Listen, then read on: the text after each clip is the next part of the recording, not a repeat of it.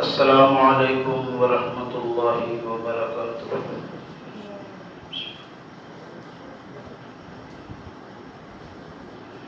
الحمد للہ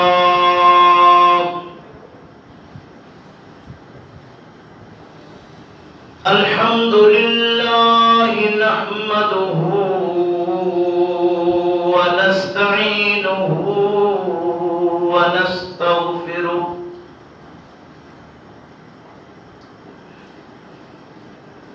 ونعوذ باللہ من شرور انفسنا ومن سیئات اعمالنا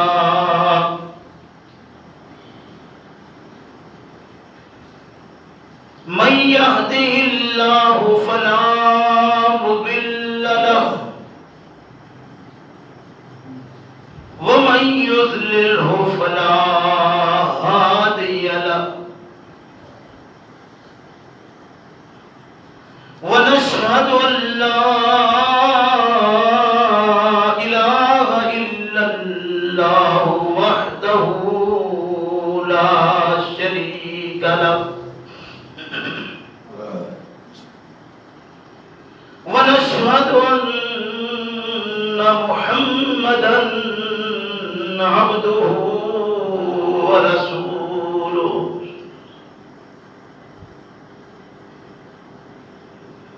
أما بعد فإن خير الحديث كتاب الله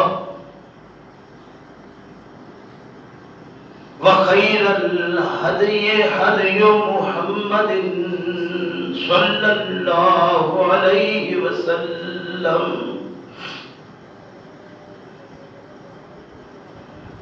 وشر الأمور محدثاتها وكل محدثة بدعة وكل بدعة ضلالة وكل ضلالة في النار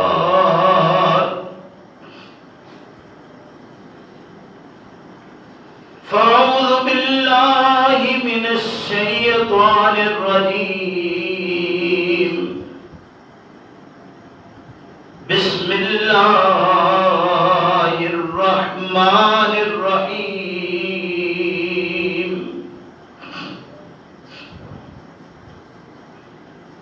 اتل ما أوحي إليك من الكتاب وأقم الصلاة إن الصلاة تنهى عن الفحشاء والمنكر ولذكر الله أكبر والله يعلم ما تصنعون۔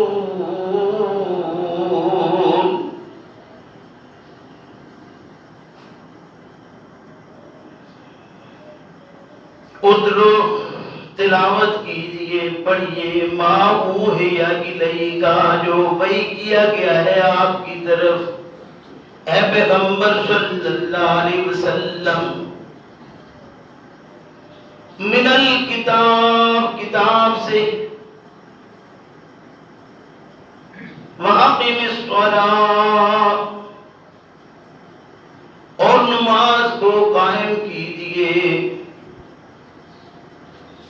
ان الصلاۃ تنہا، بلا شبہ نماز منع کرتی ہے، روکتی ہے، عن الفحشاء، بے حیائیوں سے، والمنکر، اور منکرات سے، ولذکر اللہ اکبر، اور اللہ کا ذکر، اللہ کی یاد بہت ہی بڑی چیز ہے۔ واللہ یعلم، اور اللہ خوب جانتا ہے، ما تصنعون، جو تم کرتے ہو۔ سبحان ربک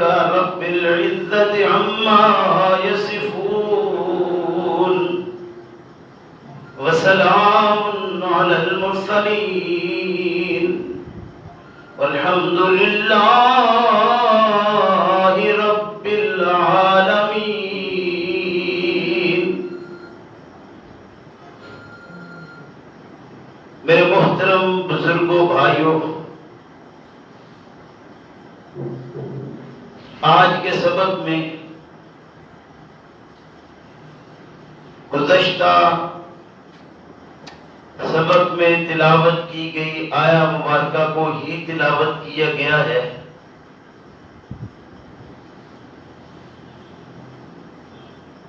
اور یہ ترجمہ بھی اس آیا مبارکہ کا آپ سن چکے ہیں۔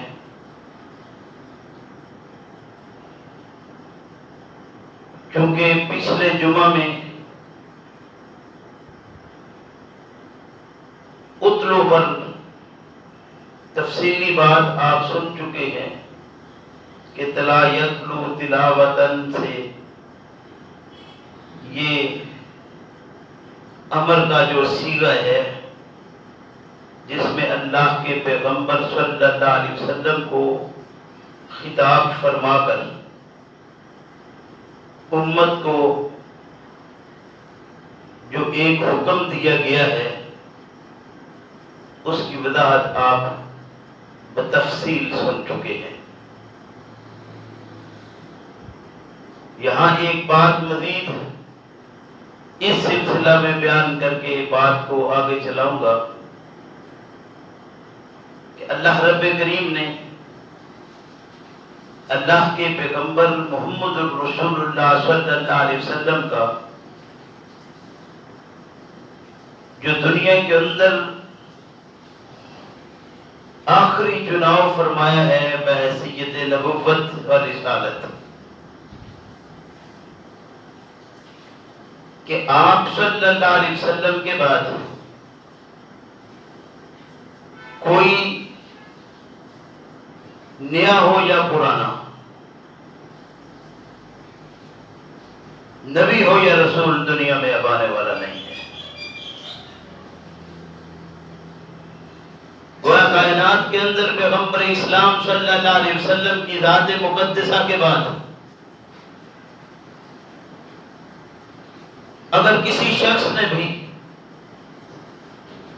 مسیح موعود کا نظریہ دے کر یہ دعویٰ کیا ہے کہ میں ہی وہ ہوں جو مسیح موعود کہلاتا ہے، تو اس کے جھوٹا ہونے میں کوئی شک نہیں ہے۔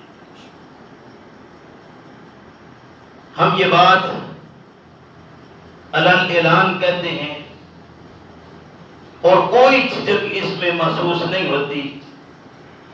کیوں؟ اس لیے کہ کائنات کے اندر محمد الرسول اللہ صلی اللہ علیہ وسلم کی تعلیمات کی آخری تعلیمات ہیں۔ کوئی شخص زمانے میں اگر یہ دعویٰ کرے کہ میرے پاس کوئی ایسی تعلیم ہے جو اللہ کی طرف سے آئی ہے اور مبہم رہ گئی تھی، تو یہ بات بغیر کسی تفریق کے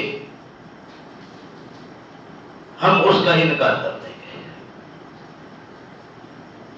کہ کہنے والا کون ہے، یعنی اس طرف نظر بھی نہیں اٹھائی جائے گی۔ کہنے والے کی شخصیت کتنی محترم کیوں نہ ہو، لیکن محمد رسول اللہ صلی اللہ علیہ وسلم کے بعد آج تک اور آج کے بعد رہتی دنیا تک کوئی شخص بھی یہ دعویٰ کرے تو اس کا دعویٰ غلط دعویٰ ہے، صحیح دعویٰ نہیں ہے۔ کیوں؟ اس لیے کہ اللہ کے پیغمبر صلی اللہ علیہ وسلم نے فرمایا لا نبی بعدی، میرے بعد کوئی نبی آنے والا نہیں ہے۔ وَأَرْسَلَهُ بِالْمُدَّثِّرِ وَبَلَدَهُ بِمَكَّةِ الْمُكَرَّمَةِ، تخصیص کر دی اللہ کے پیغمبر صلی اللہ علیہ وسلم نے کہ میں وہ جسے آپ کہتے ہیں کملی کالی، میں وہ دے کر بھیجا گیا ہوں، اور میرا شہر مکہ مکرمہ ہے۔ اب کوئی شخص یہ کہے کہ مجھے یہ چادر دی گئی ہے، یہ کملی دی گئی ہے، یا کوئی کالا پٹکا باندھ لے سر پر یا اپنے کندھے پر رکھ لے تو اس سے یہ تفہیم ملے کہ یہ کوئی آ گیا ہے، نہیں، وہ آ چکا ہے۔ جیسے محمد رسول اللہ صلی اللہ علیہ وسلم کی رسالت کے بعد کوئی رسالت نہیں ہے، ایسے ہی آپ صلی اللہ علیہ وسلم پر منزل ایک کتاب ہے جسے قرآن کہتے ہیں۔ قرآن کے علاوہ اللہ کے پیغمبر صلی اللہ علیہ وسلم پر کوئی چیز نازل نہیں ہے۔ یہ سبق یہ بتاتا ہے اتل ما اوحی الیک من الکتاب، من الکتب نہیں کہا، کتاب واحد ہے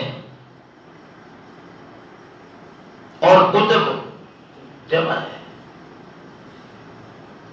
ایک سے زیادہ ہوتی کتب آ جاتا۔ ہم درسی کتب پڑھتے ہیں، درسی کتاب درسی کتب ہے، اور یہ اللہ کی کتاب ہے جس کتاب کے متعلق ابتدا میں ہم پڑھ چکے ہیں ذالک الکتاب۔ قرآن کہتا ہے یہ الکتاب ہے، یہ الکتاب ہے، کیسی ہے؟ لا ریب فیہ، یہ شک و شبہ سے پاک ہے، شک و شبہ سے بالا تر ہے۔ دو اس چیز کے اندر اللہ رب کریم کی طرف سے چیلنج کر دیے گئے ہیں، ایک تو کتاب ہے، اور کتاب ہوتی ہے لکھی ہوئی، صرف زبانی ہو تو وہ کتاب نہیں ہوتی۔ گویا محمد رسول اللہ صلی اللہ علیہ وسلم کتاب دیے گئے اور کتاب دے کر گئے، تو اب کوئی شخص یہ تسلیم نہ کرے کہ ایک کتابی شکل محمد رسول اللہ صلی اللہ علیہ وسلم نے دی ہے ہمیں، تو وہ اپنا علاج خود کروائے، مجھے تو اللہ کی کتاب یہی بتاتی ہے۔ دوسری چیز لا ریب فیہ، اس میں کوئی شک والی بات نہیں ہے، لیکن اگر کوئی شخص یہ کہے کہ ان چیزوں میں شک پڑتا ہے تو اس کو اپنا علاج خود کروانا ہوگا، میرے پاس اس کا کوئی علاج نہیں، کیونکہ یہ اللہ کی کتاب ہے جو خود کہتی ہے کہ اس میں شک نہیں ہے۔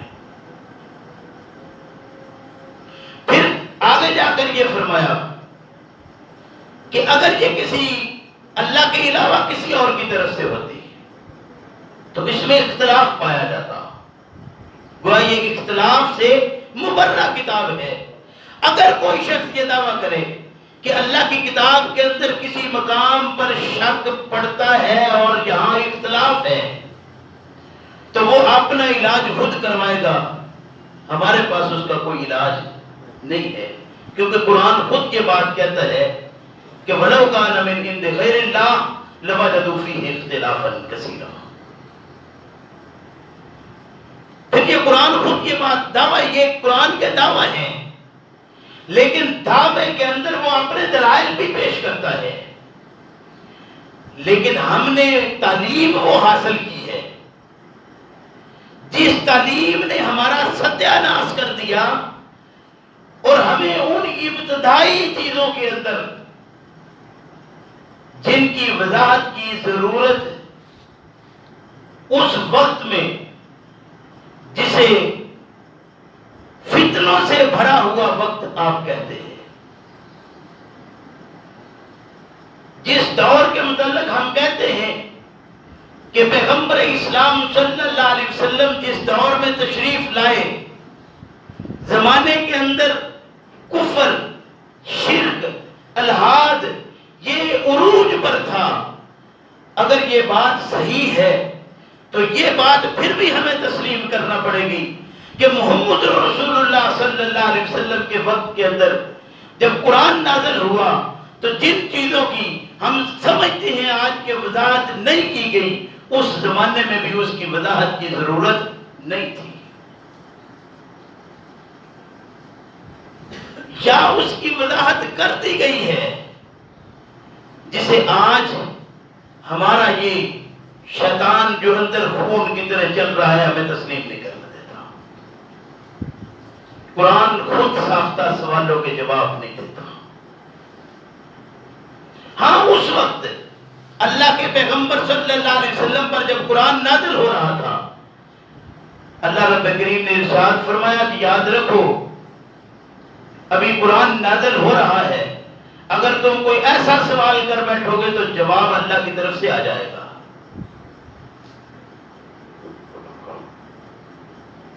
ہم یہ بات جانتے ہیں کہ جب پیغمبر اسلام صلی اللہ علیہ وسلم دنیا میں تشریف لائے، عرب باوجود اس کے کہ جہاں وہ مختلف قسم کی برائیوں میں گھرا ہوا تھا، لیکن وہاں پر ایسے ایسے شاعر موجود تھے، اور شعر کہنے والا ہمیشہ دور کی نظر رکھتا ہے اور بڑے بڑے گہرے قافیے ردیف ملا کر وہ بیان کرتا ہے۔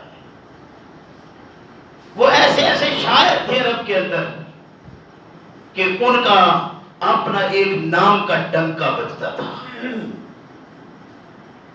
ایسے ایسے زیرک لوگ تھے، ایسے ایسے فیصلے کرنے والے لوگ تھے کہ دنیا ان کا نام لیتی تھی اور کانپتی تھی۔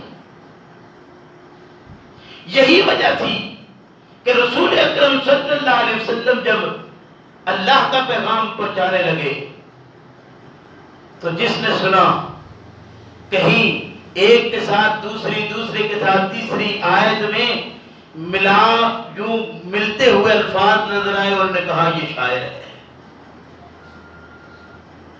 کسی نے یہ نہیں دیکھا تو اس نے کہا کہ یہ کلام جو پیش کرتا ہے، اس کلام میں جہاں ہم دیکھتے ہیں کوئی چیز ہمیں ایسی نظر نہیں آتی جس میں جیسے شاعر یا کلام کرنے والا جب کلام کرتا ہے تو اس میں کوئی نہ کوئی چیز نکل آتی ہے، یہ بات ایسی ہے کہ اس کے اندر کوئی چیز نکلتی نہیں ہے۔ یہی وجہ تھی کہ ان کے جو مخالفین تھے اس وقت کے، وہ کہنے پر مجبور ہو گئے تھے کہ اب آپ کی باتیں ایسی ہیں جو ہمارے خاندان اور برادری کے خلاف جاتی ہیں، ایسا کیجئے، کچھ کر لیجئے ہمارے ساتھ معاہدہ، کچھ اپنی طرف سے کچھ ہماری طرف سے مل کر چلتے ہیں۔ لیکن اللہ رب کریم کے پیغام کے اندر، اللہ کے پیغام میں ملاوٹ کر کے کسی دوسرے کے ساتھ مل کر نہیں چلا جا سکتا۔ اس ذات کے ساتھ کہیں مل جل کر چلا جائے، آپ کو اس کے ساتھ چلنا ہے، اس کے پیچھے چلنا ہے، اس کی اتباع کرنا ہے۔ یہ تھا اتل ما اوحی الیک من الکتاب، ایسے اس کے پیچھے چلنا ہے کہ آپ میں اور اس کے بیچ میں کوئی تیسری چیز حائل نہ ہو سکے، اتنا اس کو اپنے ساتھ لگا کر رکھنا ہے، سینے کے ساتھ ایسے جوڑ کر رکھنا ہے کہ آگے اس کا حکم ہو، پیچھے میرا سینہ ہو۔ یہ سینہ کٹ تو سکتا ہے، جل تو سکتا ہے، مر تو سکتا ہے، لیکن کتاب اللہ کے خلاف کوئی ایک جملہ ہو تو یہ سینہ برداشت نہیں کر سکتا۔ لیکن یہ باتیں کہنا تو آسان ہے، کی جائے اگر تو محمد رسول اللہ صلی اللہ علیہ وسلم جیسی شخصیت کو مکہ چھوڑنا پڑتا ہے۔ کرنا آسان ہے، لیکن اگر ان کے مطابق عمل کیا جائے تو رسول اکرم صلی اللہ علیہ وسلم کے ساتھیوں میں وہ بھی تھا جس کے چچا کے گھر شادی تھی، چچا زاد کے ساتھ نکاح تھا، رسول اللہ کے دین کو تسلیم کر لیا، سینے لگایا، بیچ میں داخل کس کو نہیں ہونے دیا۔ چچا آیا کہ میری بیٹی تیرے گھر میں ہے، تو ہجرت کرنا چاہتا ہے، میری بیٹی تیرے ساتھ نہیں جائے گی، اگر بیٹی نہیں جاتی تو اس کے بچے بھی تیرے ساتھ نہیں جائیں گے۔ وہ جانے لگا، ہر چیز چھوڑ کر اس نے کہا تیرے تن کا جو لباس ہے وہ بھی میرا دیا ہوا ہے، یہ بھی اتار کر جانا ہوگا۔ اس نے اپنے تن کے لباس کو بھی اتار کر پھینک دیا کہ محمد کے لائے ہوئے دین کے خلاف میرا لباس بھی آئے تو برداشت نہیں ہے۔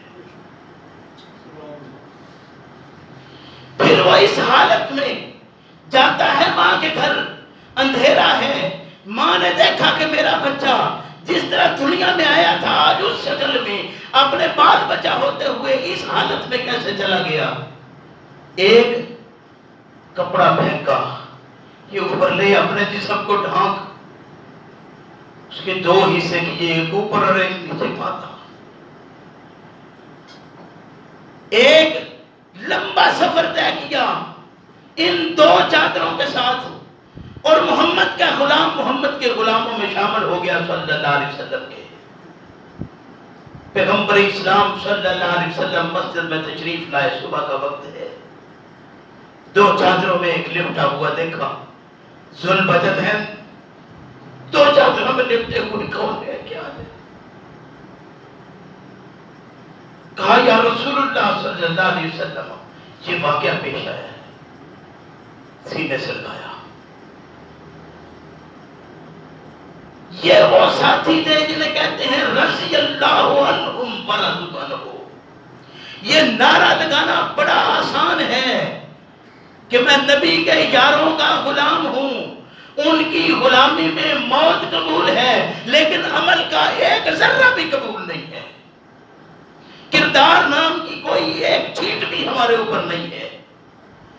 یہ منظور ہے کہ ہم نبی کے یاروں کے بھی غلام ہیں۔ ہاں ہم تو ان کی خاک جو پائے کی خاک ہے، ہم تو اس سے بھی نیچے سب کچھ کر سکتے ہیں، نہیں کر سکتے تو وہ کردار نہیں اپنا سکتے، وہ اخلاق اور اطوار نہیں اپنا سکتے، وہ سلسلہ نہیں اپنا سکتے۔ کیوں؟ اس لیے کہ وہ اپنائیں گے تو ممکن ہے کہ تن کے کپڑے بھی اتارنے پڑ جائیں، لیکن اتلو ما اوحی الیک من الکتاب پر عمل تب ہی ممکن ہے جب انسان اپنے آپ کو اس حد تک تیار کر لے۔ بیوی بچے خاندان برادری کیا ہے؟ فرمایا یاد رکھو تم اس وقت تک مومن ہو ہی نہیں سکتے جب تک تم اللہ اور اس کے رسول صلی اللہ علیہ وسلم اور جہاد آ جائے تو اس وقت اس جد و جہد کے اندر پڑے ہوئے تمہاری یہ حالت ہو کہ دنیا کی چیزیں تو کیا ہے، تیری جان آئے تو تو اس کی بھی پرواہ نہ کرے، لیکن جان پر نہیں۔ یہ تو بڑی دور کی باتیں ہیں۔ سبق کی طرف آتا ہوں، فرمایا کہ اس کتاب کی طرف آتے ہوئے فاصلہ بیچ میں چھوڑنا کوئی نہیں، ساتھ اس کے چلتے جانا ہے، اس کے پیچھے، اور ساتھ سے اس کے آگے بھی نہیں گزرنا، اس کے پیچھے رہنا ہے۔ وَأَقِمِ الصَّلَاةَ، اور دوسری چیز اس کے بعد کیا ہے؟ نماز کا قیام ہے۔ یہ ہے وہ نماز جس کے قیام کے لیے ہم یہ اعلان کہتے ہیں کہ اولین پرسش نماز بود، جس کے متعلق ہمیں یہ بتایا گیا ہے کہ تمہارے سے جو سوال ہوں گے پہلا سوال نماز ہی کا ہوگا۔ قرآن کہتا ہے کہ ان جہنمیوں سے جب پوچھا جائے گا کہ حضرت جی، شیخ جی، پیر جی، بڑے مقام پر آپ فائز تھے، آج اس جگہ پر کیسے پہنچے ہو جو جہنم کے نچلے حصے ہیں؟ یہ کہیں گے لم نکو من المصلین، ہم نماز نہیں ادا کیا کرتے تھے۔ نماز کی ادائیگی اتنی ضروری چیز ہے، لیکن نماز کی ادائیگی صرف اتنا ہے کہ 5 وقت انسان اللہ کے گھر میں آئے اور اللہ کے گھر کے اندر آ کر یہ اللہ اکبر کہتے ہوئے نماز میں ہاتھ باندھے، سینے پر باندھے، ناف پر باندھے، تھوڑا نیچے کر کے باندھے، سیدھا کھڑا ہو، جھک کر کھڑا ہو، کھلے چھوڑ دے، یہ اس طرح ٹانگیں کتنی کھول لے، سر پہ ٹوپی ہے کہ نہیں، لباس میں کون سی چیز کہاں پر ہے، ٹخنے کہیں کاج تو نہیں گئے، یہ ساری چیزیں خیال کرے، اس طرف خیال نہ کرے کہ اس کا مقصد کیا ہے۔ آخر جتنی بڑی چیز ہوتی ہے اس کے پیچھے اتنا ہی بڑا اس کا مقصد ہوتا ہے۔ مقصد اس کا کیا ہے؟ فرمایا ان الصلاۃ تنہا عن الفحشاء والمنکر، یہ نماز تمہیں برائیوں اور بے حیائیوں سے روکنا اس کا کام ہے۔ نماز کیسے برائیوں سے روکے گی؟ یہ بے حیائیوں سے کیسے روکے گی؟ ہم نماز کے لیے آئے، میں بار بار وہ باتیں کرتا ہوں کہ ہم مسجد میں آنے والے جو ہیں وہ اپنی اصلاح کر لیں۔ ہم معاشرے کی اصلاح چاہتے ہیں، کس معاشرے کی؟ جو نماز کی طرف نہیں آتا اس کو لے کے آؤ نماز کے لیے، اچھا ہے کہیں، لیکن کہیں ایسا نہ ہو کہ ہم اس کے مصداق ٹھہرے، لما تقولون ما لا تفعلون۔ حضرت نماز کے لیے تو کہتے ہو، تم خود کم تولتے ہو، کم ماپتے ہو، تم خود تو ملاوٹ کرتے ہو، تمہاری آنکھ میں تو حیا آج تک پیدا نہیں ہوئی، تم ڈنڈی مارنے سے تو رہتے نہیں ہو، اور تم زمینیں اچھانے میں تو رہتے باز نہیں آتے ہو، اور تم تو وہ ہو کہ باپ کے مرنے پر تم نے اپنی بہنوں کا جو حصہ تھا وہ بھی برابر ادا نہیں کیا۔ بڑے افسوس کی بات ہے کہ جب وہ ساتھی وہ بھائی جو کہتے ہیں کہ ہاں جی تقسیم کیا ہے، جو ابا جی کی دی ہوئی ایک ہمارے پاس جگہ تھی اس کو تقسیم کیا ہے، وہ 3 بہنیں تھیں، دو تو مہربانی کر گئی ہے، وہ کہہ گئی ہیں، ایک آئی تھی اس کا 20 لاکھ بنا ہے وہ دے دیا ہے، لیکن اس کے ساتھ اب ہمارا آنا جانا نہیں رہا۔ کیوں؟ وہ اپنا حصہ لے گئی ہے۔ سبحان اللہ۔ اور زمین اور جائیداد کے معاملات ہمارے ان لوگوں کی جہاں یہ جائیدادیں اور زمینیں ہیں، وہاں صورتحال شہروں سے بھی مختلف ہے۔ پہلے کیا ہے کہ سامان جہیز بناؤ اور دے دو اتنا کہ اس سے سنبھالا ہی نہ جائے، چاہے اس کو آگ لگا کے جلانا ہی پڑے، اتنا دے دیا، استعمال خالندگی ہوا ہی نہیں، جو نہ اللہ کا حکم نہ اللہ کے رسول کا صلی اللہ علیہ وسلم کا۔ لیکن اب ابا جی کی وفات ہو گئی تو باہر کی زمین جس کو اصل میں حق کے ساتھ تقسیم ہونا چاہیے تھا وہ نہیں تقسیم ہو سکتی۔ کیوں؟ اس لیے کہ غیر خاندان میں ہے، زمین دیں گے تو ایک دوسرا بندہ ہماری زمین کے اندر حصے دار بن جائے گا۔ اب آخر وہ ہے تو شریکہ برادری، کیا کریں کہ یا تو اس کی خدمت خاطر اتنی کرو کہ وہ بیان دینے پر مجبور ہو، یا پھر وہ اپنا حصہ لے جائے، تقسیم کر کے پیسے لے جائے، لیکن جائیداد میں باقاعدہ اس کو حصے دار بنا کر کہے کہ یہ تیری جائیداد ہے، تیرے اپنے معاملات ہیں، یہ تیرا حصہ ہے، چاہے رکھ چاہے بیچ دے۔ بیچنا چاہتے ہو تو جس کو چاہو بیچو آزادی کے ساتھ۔ 1-2 نسلوں میں اگر یہ کام ہو جائے تو اس زمین کی جو اپنے اندر وہ حب ہے خود بہت ختم ہے، اور اس زمین کی حب ختم ہو جائے تو اللہ کے فضل و کرم سے معاملات سارے درست ہو جاتے ہیں، لیکن اس کی حب ختم نہیں ہوتی۔ یہی وجہ ہے کہ اس کو حصہ دینا موت پڑتی ہے۔ نمازی ہو، پرہیزگار ہو، نیک ہو، خرچ کرنے والا ہو، مساجد بنانے والا ہو، دین کے نام پر آئے دن صدقہ اور خیرات میں جانور قربان کرنے والا ہو، غریبوں کا بہت ہی خیال رکھنے والا ہو،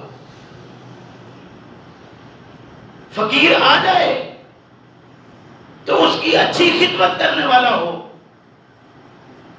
مہمان نواز ہو، آتے جاتے کا خوب خیال رکھے، زمانے والے لوگ جانیں کہ ہاں جب کوئی معاملہ پیش آئے تو فلاں جگہ پر ایک آدمی ہے،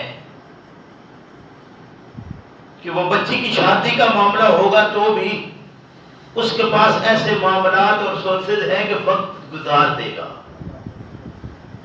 لیکن دوسری طرف یہ ہے کہ حقداروں میں اپنے گھر میں سے لوگوں کا حق مارا ہوا ہے، نماز منہ پر ماری جائے گی کہ تو نمازی اس لیے تھا کہ لوگوں کو پتا چلے تو نمازی ہے، پرہیزگار ہے، نیکیاں کرنے والا ہے، تیری وہ ساری کی ساری کی ہوئی نیکیاں دنیا کے لیے تھی، اب تیری وہ دنیا کا معاملہ ختم ہوا، جب تک وہاں پر تھا تیری خوب بلے بلے ہو گئی، لیکن آج تیرے پاس کوئی چیز نہیں ہے۔ اور یہ چھوٹی سی بات نہیں ہے، اللہ کے پیغمبر صلی اللہ علیہ وسلم نے فرمایا ایک بالشت یہ 8-10 انچ جگہ بنتی ہے، اگر کسی شخص نے کسی کی ہتھیالی یا تبالی کل قیامت کے دن نیچے 7 زمینوں کا توق بنا کر اس کے گلے میں پہنا دیا جائے گا، کبھی 1 فٹ جگہ لے کر اس کی کھود کر مٹی اپنے گلے میں لگا کر دیکھیے، اس کو باندھ کر دیکھیے کتنے کی مٹی اٹھانے کی آپ کی گردن کے اندر سکت اور طاقت ہے۔ کل قیامت کا دن ہوگا، لا تزر وازرۃ وزر اخری، کوئی بوجھ اٹھانے والا نہیں ہوگا، تو ایک بالشت زمین کا بوجھ تو کیسے اٹھا پائے گا؟ تیرے پاس تو کوئی صورت نہیں ہوگی، پھر تو چیخے گا پکارے گا تو وہ بات تو کوئی نہیں بننے والی۔ اب یہ پوچھا جائے گا کہ حضرت جی حاجی صاحب بڑے خدمت گزار ہوا کرتے تھے آپ، لیکن یہ کیا ہوا؟ آج یہ صورتحال کیسے پیش آ گئی؟ یہ ہے وہ 5 وقت مساجد میں جانے والے کی حالت۔ وہ کہے گا لم نکو من المصلین، نماز نہیں پڑھتا تھا، کیونکہ مسجد میں جاتا تھا، نمازی کے پیچھے 100 چیزیں تھیں جو میں نے بنائی ہوئی تھی، اور وہ دنیا کا سارا معاملہ لے چکا ہے، کوئی صورت اب نہیں ہے۔ یہ ہے ان الصلاۃ تنہی عن الفحشاء والمنکر، نماز کا کام تھا بے حیائیوں سے اور برائیوں سے روکنا، اس سے پہلے رکا، برائیاں بھی چلتی رہی، بے حیائیاں بھی چلتی رہی۔ اب کیا صورتحال ہے؟ صورتحال یہ ہے کہ میں ہوں اور میرا عمل ہے۔ اللہ کے پیغمبر صلی اللہ علیہ وسلم نے ارشاد فرمایا کہ جب انسان مر جاتا ہے 3 چیزیں اس کے ساتھ جاتی ہیں، کوئی انسان مرنے والا 3 چیزیں اس کے ساتھ جاتی ہیں۔ ایک وہ مال ہے چارپائی کی شکل میں، وہ خوبصورت قسم کی ایک چادر جو اوپر دی ہوئی ہے۔ دوسرا جو اس کا خاندان، برادری، یار دوست، محلے دار جو چل کر گئے ہیں وہ بھی اس کے ساتھ ہیں، اور تیسرا اس کا عمل ہے۔ فرمایا 2 چیزیں آ گئی واپس، ایک چیز رہ گئی پاس، اب اس کے پاس اور کچھ نہیں ہے۔ کوئی ایک ایسی بات بتائی جائے جس میں اشارہ موجود ہو کہ آپ مرو فکر نہ کرو، یہ سارا کچھ ہم ملک کر دیں گے۔ حضرت جی کے، شیخ جی کے، پیر جی کے، مولانا صاحب کے، حافظ صاحب کے، وہ اتنے قرآن لے کر آپ کو بخش دیں گے، آپ کا معاملہ کوئی ایک اگر نہیں پیش کر سکتے تو پھر کس بات پر بیٹھے ہوئے ہیں؟ آپ ذرا اندازہ کیجئے، ایک آدمی مسجد بنواتا ہے، اللہ کے پیغمبر صلی اللہ علیہ وسلم نے فرمایا من بنا للہ مسجدا بنى اللہ لہ بیتا فی الجنہ. ہر مسجد بنوانے والا یہ اللہ نے نام کہتا ہے. لیکن اگر وہ جگہ چھائی ہوئی، اگر اس جگہ کے اندر کسی طرح کی کوئی ملاوٹ کھوٹ ہوئی تو ذرا سوچئے کہ اس پر بنائی گئی وہ مسجد اس کے لیے جنت میں گھر بنائے گی یا جہنم میں ایک بہترین مقام تیار کروا دے گی. اس نے تو بڑی محنت کی ہے، بڑا پیسہ خرچ کیا ہے، بڑا کچھ اس کے اوپر لگایا ہے، اپنا تن من دھن سب کچھ لگا دیا ہے، لیکن قرآن کہتا ہے کہ یاد رکھ اس عورت کی طرح نہ ہونا. التی نقضت غزلها من بعد قوت انکاسا، وہ عورت جو ایک ایک تار کر کے وہ چرخہ اپنا بنتی ہے اور بن بن کر وہ ایک ایک تار اکٹھا کرتی اور وہ پنہ تیار کرتی ہے، وقت لگاتی ہے، محنت لگاتی ہے، اس پر وہ بیٹھ کر کتنی اس نے جان جوکھوں والی محنت کی ہے. لیکن ہوا کیا ہے؟ فرمایا کہ ذرا معاملہ ایسا پیش آیا کہ اس نے اپنے اس سارے بنائے ہوئے کو تار کر دیا، اس نے اس کو خراب اور ضائع کر دیا. تو اس عورت کی مانند مت ہونا. التی نقضت غزلها من بعد قوت انکاسا، قوت کے ساتھ، محنت کے ساتھ، وقت لگا کر اس نے وہ تیار کیا تھا ایک پنہ، لیکن یہ 4 6 8 گھنٹے لگانے کے بعد اسے تار کر دیا ہے. یہ محنت کرنے والا اپنا ذرا خیال کرے کہ جو میں محنت کر رہا ہوں یہ محنت کہیں ضائع ہونے والی تو نہیں ہے. یہی وجہ ہے کہ بعض نیکیاں بالکل چھوڑی مختصر لیکن اللہ کے ہاں بہت بڑا مقام رکھتی ہے. کہ آدمی کہے گا اللہ میرے پاس تو زندگی میں تھا ہی نہیں اتنا، یہ کہاں سے؟ میرے پاس تو تھا ہی نہیں. یہ ایک دی ہوئی کھجور بھی اتنے مقام تک پہنچا سکتی ہے، لیکن اتنے بڑے کام کیے ہوئے بھی دھرام سے گر سکتے ہیں. اسی کو کہا تھا لن ینال اللہ لہ محاولہ دماؤہا ولکن ینالہ التقوی منکم. تقوی کا تعلق بڑے کاموں سے نہیں ہے، تقوی کا تعلق بہت مال خرچ کرنے سے نہیں ہے، تقوی کا تعلق لوگوں کو سب کچھ لٹا دینے میں نہیں ہے، تقوی کا تعلق دل سے ہے.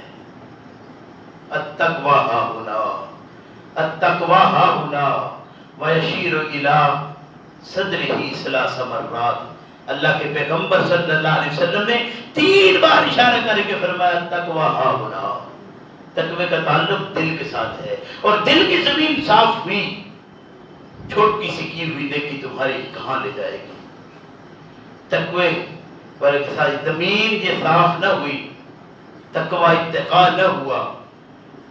اور اتقاء کا تعلق جیسے زیادہ خرچ سے نہیں، ایسے ہی یہ بہت دکھلاوا، یہ بالکل اندر کھاتے کر کے کیا جائے. اگر تقوی نہیں تو کچھ نہیں. میں مثال دیتا ہوں کہ ایک آدمی کسی کے ساتھ بڑی ہمدردی کرتا ہے. ہمدردی اس لیے کرتا ہے کہ اس کے پاس ایک حویلی ہے اور کھانے کو کچھ ہے نہیں. وہ اس کے گھر جاتا ہے، بیٹھنا شروع کر دیتا ہے، 2 4 10 ملاقاتوں میں وہ اپنا اندر نکالنا شروع کر دیتا ہے میرے یہ معاملات ہیں. اور یہ بڑا ہمدرد ہے، کہتا ہے کہ یار کوئی بات نہیں، خیر ہے، چلو وقت ہے تیرا، نکل جائے.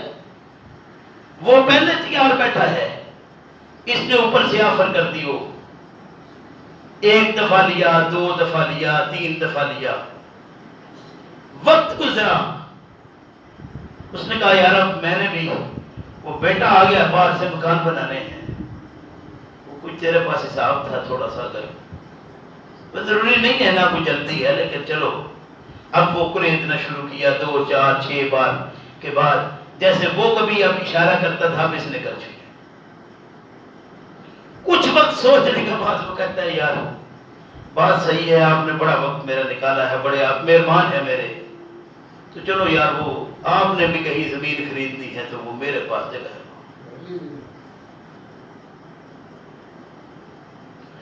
اب حساب ہے تو کچھ پاس نہیں ہے اس کے، کیا دیا اس نے بڑا خاموشی سے ہے، کوئی اعلان نہیں کیا، کوئی ساتھ والوں کو بتایا نہیں، اس کا سارا وقت بڑی خاموشی سے نکالا ہے اور کئی سال نکال دیے ہیں۔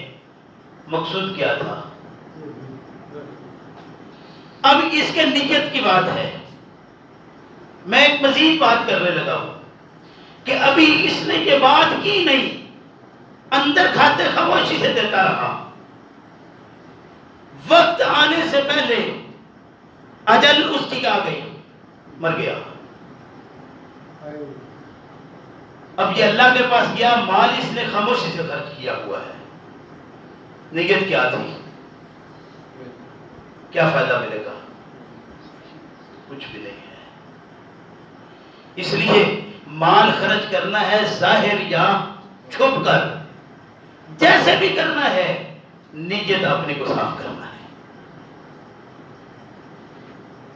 اس کو کہا اللہ کے پیغمبر صلی اللہ علیہ وسلم نے انما الاعمال بالنیات، تمہارے اعمال کا دار و مدار تمہاری نیتوں پر ہے۔ اگر تمہاری نیت صحیح نہیں ہے، عمل تمہارا کتنا ہی شاندار کیوں نہ ہو، نیت صحیح نہیں تھی تو عمل کسی کام کا نہیں ہے۔ نیت صحیح ہے، ارادہ صحیح ہے، کوشش کرتے ہوئے کوئی ایسی غلطی، ایسا معاملہ پیش آ گیا ہے کہ معاملہ درست نہیں ہوا، اللہ کے ہاں وہ مقبول ہے، کوئی فرق نہیں ہے۔ تم چیختے رہو اس بات کو کہ یہ سینگ ٹوٹ گیا ہے اس کا۔ ابھی ایک صاحب ملے، کہتے ہیں کہ پچھلی عید سے 2 مہینے پہلے ایک جانور خریدا تھا، بڑے شوق سے، بڑا خوبصورت جانور بنا ہے، لیکن یہ 2 مہینے پہلے میں لے جا رہا تھا اس کی کٹنگ کے لیے، رکشے والے نے اتارتے ہوئے ذرا سینگ ٹوٹ گیا ہے، کیا کروں؟ یعنی کیسی عجیب بات ہے، یہ حادثات پیش آ جاتے ہیں۔ اب چونکہ یہ بات بتائی گئی ہے کہ سینگ ٹوٹا لگتا نہیں ہے، یہ لگنے نہ لگنے کی بات ہے۔ میں نے کہا تیرے نیت کیا ہے؟ ایک جانور خوبصورت تو خرید کر لاتا ہے، اس پر 50,000 روپیہ 70,000 روپے کا تو لے آتا ہے، بکرا بہت اچھا، ذبح کرتے وقت تیری آنکھ میں آنسو کب نکلے گا؟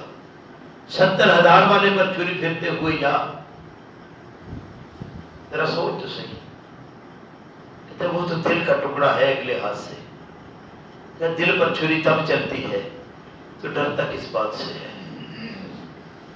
اگر یہ سنت ابراہیمی کو ہی لینا ہے تو اسماعیل کے گلے پر چھری نہیں چلی تھی، تم ہی کہتے ہو، میں کہتا ہوں چل گئی تھی۔ تم کہتے ہو کہ چھری نہیں چلی تھی، مینڈا آ گیا تھا، میں کہتا ہوں اللہ رب کریم نے کہا تھا کہ اے ابراہیم اس کو قربان کرنا ہے میرے راستے پر، اور ابراہیم نے بغیر کچھ دیکھے اپنے اس بیٹے کو ایک غیر تیسرا علاقے میں جا کر چھوڑا، اللہ کا حکم سمجھتے ہوئے۔ اللہ نے فرمایا اسماعیل ذبیح اللہ ہے، یہ اللہ کی طرف ذبح ہونے والا نہیں، ذبح ہوا ہے۔ اللہ کے ہاں یہ قربانیاں ہیں جو قبول ہوتی ہیں، لیکن تو چھری چلنے والے پر ہی دیکھتا ہے۔ یہ چھریاں اس سے زیادہ سخت ہیں، لیکن یہ چھریاں ہیں جو چلتی دل پر ہیں، جہاں تقوی ہے، اور تقوی کا ہمارے ہاں تصور کوئی نہیں رہا۔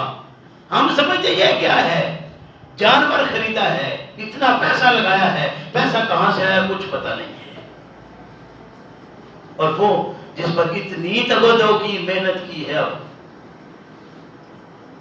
میرے بھائی باتیں بڑی کڑوی ہیں لیکن سمجھنے والی ہے، اللہ توفیق دے، کیونکہ ہمارے مسالک ہیں اور مسلک ہمیں بات کو تسلیم نہیں کرنے دیتے۔ آخر دل بھی تو کوئی چیز ہے کہ نہیں؟ اللہ کے پیغمبر صلی اللہ علیہ وسلم سے مختلف سوالات ہوتے ہیں، سوال آتا ہے، آپ ارشاد فرماتے ہیں صلی اللہ علیہ وسلم، فرمایا کہ استفت فی قلبک، استفت فی قلب کا، اپنے دل سے پوچھ، تیرا دل گواہی دے گا جو بات پوچھ رہا ہے اس میں صحیح کیا ہے. اپنے دل سے بھی تو کچھ پوچھ. لیکن نہیں، ہم نے پالے ہیں جس طرح بکرے اور چھترے، اسی طرح ملا. اس کی قربانی ویسے ہے، اس کی یوں ہے کہ یہ حضرت بتائیں گے تو ہو جائے گا، نہیں بتائیں گے تو نہیں. اللہ سمجھنے کی توفیق دے کہ ہم دین کے ذرا قریب آ جائیں. دین کہتا کیا ہے، دین تعلیمات کیا دیتا ہے. فرمایا کہ وَأَقِمِ الصَّلَاةَ، نماز کا قیام کیجئے. إِنَّ الصَّلَاةَ تَنْهَىٰ عَنِ الْفَحْشَاءِ وَالْمُنکَرِ، نماز وہ ہے جو تمہیں تمہاری برائیوں اور بے حیائیوں سے روک دیتی ہے. ملا نہیں روکتا، پیر بھی نہیں روک سکتے، یہ تیرا دل ہے جو روک سکتا ہے. اگر یہ تیرا دل صحیح ہو گیا تو تیری نماز اللہ کے فضل و کرم سے تجھے سیدھے راستے پر لے آئے گی. لیکن میں نے تو آج تک نماز میں اللہ اکبر کہتے ہوئے یہ نہیں دیکھا کہ اللہ اکبر کر رہا ہوں اللہ کے سامنے. میں کہتا ہوں میرے مسلک نے کہا ہے کہ تجھے ہاتھ کانوں کو لگانے ہیں یا نہیں لگانے، تجھے کتنے اٹھانے ہیں، کہاں باندھنے ہیں، پھر وہاں کیا کرنا ہے. جو میرے مسلک نے بتایا میں وہ کرتا ہوں. میرے بھائی، جو اللہ اور اس کے رسول صلی اللہ علیہ وسلم کی تعلیمات ہیں ان کے طریقے. اب ہم ان تعلیمات کو کہاں سے لیں گے؟ یہ اگلا بڑا عجیب سوال ہوگا کہ یہ تعلیمات ہم کہاں سے لیں گے. تو میرے بھائی، جیسے خوراک ہر انسان کے لیے لازم چیز ہے زندہ رہنے کے لیے، جسم کی غذا پورا کرنا لازم ہے. اگر کوئی شخص غذا ہی پوری نہ کرے زندہ کیسے رہے گا؟ کہاں پوچھتا ہے کہ مجھے غذا کیسے لینا ہے، ناک سے یا منہ سے؟ کتنا کھانا ہے، کس طریقے سے کھانا ہے؟ کبھی زمانے میں ہم دیکھتے ہیں کہ چھوٹے بچے فیڈر لیا ہوتا ہے، آپ بھی دودھ فیڈر سے پی لیا کریں، کس نے منع کیا ہے؟ کبھی سوچا ہے؟ بھئی یہ تقاضا ہے وقت کا، اس کے مطابق تمہیں اچھا لگتا ہے خوراک تمہیں اپنا پورا کرنا ہے. اپنے خوراک کو پورا کیجیے حالات کے مطابق جیسے بہتر لگتا ہے. ہم سارے کرتے ہیں. قرآن نازل ہوا مکہ میں مدینہ میں، وہاں ایک طریقہ کار ہے، زیادہ پریشانی ہے تو دیکھ لیجئے. ویسے یہ ہے کہ جیسے فطرت نے یہ تجھے بتایا ہے کہ تجھے کھانا کیسے ہے، فطرت نے تجھے بتایا ہے کہ تجھے نماز کی ادائیگی کیسے کرنا ہے، تو اللہ کے سامنے کیسے جھکنا ہے، تجھے اللہ کے سامنے کیسے قیام کرنا ہے، تجھے اللہ کے سامنے کیسے سجدہ ریز ہونا ہے. ساری چیزیں تو قرآن نے بتا دی ہیں. سجدہ کا ذکر نہیں ہے، رکوع کا نہیں ہے، قیام کا نہیں ہے، ہر چیز کا تو ذکر موجود ہے. تو لڑتا کس بات پر ہے؟ وہی ضمنات جن میں کھو کر آج ہم اپنے مسلک کے پرچارک بنتے ہیں کہ میں اہل الحدیث سے تعلق رکھتا ہوں، میرا تعلق مسلک حق حنفی دیوبندی سے ہے، میرا تعلق مسلک حق بریلوی حنفی مسلک سے ہے، میں حیاتی سے تعلق رکھتا ہوں، میں مماتی سے تعلق رکھتا ہوں. میرے بھائی، پھر دوسرا ہے وہ کہے گا کہ میں اہل الحدیث سے ہوں، باقی سارے غلط ہیں اس لیے کہ میرا طریقہ سنت رسول اللہ کے مطابق ہے، اور جو سنت رسول اللہ کے مطابق نہیں اس کا کامیاب نہیں. میرے بھائی، اللہ کے لیے اس طرف آئیے کہ یہ روح کی غذا ہے، اور روح کی غذا پوری تب ہوگی جب تیرے اندر سے برائیاں ختم ہو جائیں گی، بے حیائیاں ختم ہو جائیں گی. تو اللہ کے سامنے 5 وقت آ کر کھڑا ہو، تیرے اندر یہ بات آ جائے کہ میں اپنے اللہ سے ہم کلام ہوں، نہ معاشرے سے کوئی تعلق رہ گیا ہے، کٹ گیا ہوں اس معاشرے سے، اور باہر نکلے تو خیال کرے کہ میں نے کچھ وعدے کیے ہیں اللہ سے، میں نے کچھ پروگرام دیا ہے اللہ سے، کچھ پروگرام لیا ہے اللہ سے، میں نے اس کے مطابق اب زندگی گزارنا ہے. اللہ توفیق دے مجھے بھی آپ کو بھی کہ ہم ان باتوں کی طرف ذرا غور کریں. ربنا لا تزغ قلوبنا بعد إذ هديتنا